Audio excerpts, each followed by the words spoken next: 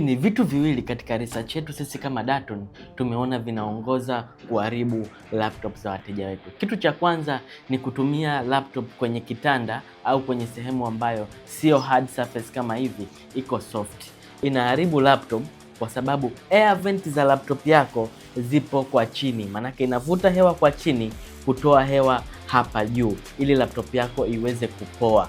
Kwa unavyokuwa unaiweka katika soft surface inakuwa inaziba hizi air vent. As a result, laptop yako inashika joto sana na kusababisha kuharibu either motherboard au betri ya laptop yako.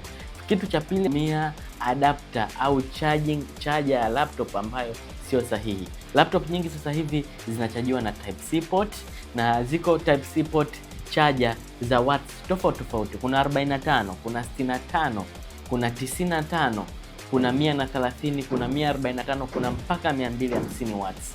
Kwa hiyo ukiwa unatumia laptop yako, hakikisha charger unayotumia ina watts sahihi na laptop yako, sio watts ndogo wala sio watts kubwa, kwa sababu watts kubwa au watts ndogo inasababisha kuua motherboard yako na laptop yako baadaye inawahi kuharibika. So for more tips like this, hakikisha umetufollow sisi.